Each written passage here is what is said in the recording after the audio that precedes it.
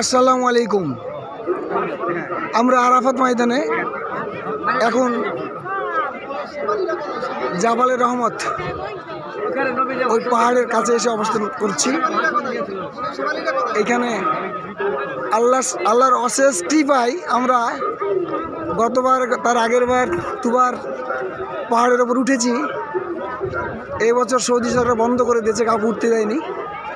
আমরা নিচে দাঁড়িয়ে দোয়া করছি। আমরা এখানে সব আছে, আমাদের এরা দোয়া করছি।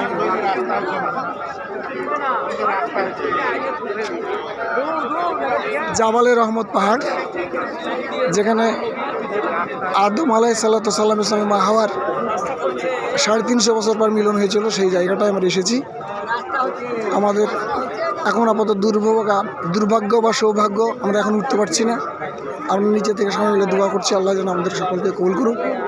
আরাফাত ময়দান।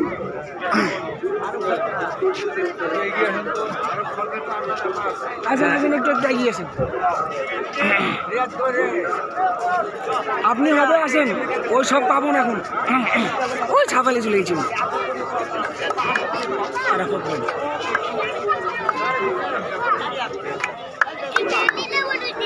এই লম্বা যেগুলো দেখছেন এগুলো এসি হজের সময় ঠান্ডা বাতাস বেরোবে, পানির মতন ফোয়ারা ছিটাবে গোটা, আর লোক এখানে সব লড়াই করবে। শুধু এখানে মানুষ মরে বেশি।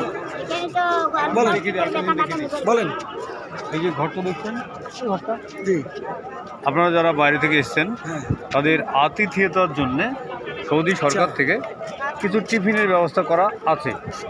যারা ইচ্ছুক তারা গিয়ে ওখানে একদম ফ্রিতে বিনা পয়সায় টিফিন করে আসতে পারবে। চা পাবে, ওর সঙ্গে ভালো কেক পাবে বা রুটি থাকবে, ইত্যাদি থাকবে। তো সবাই মিলে যাবে, তুমি আসতে হবে। আমি এখন বলতে পারলাম না, আমাদের হেড মোয়াল্লেম আছে, কি বলবে নাকি ভাই? ঘোরা হলো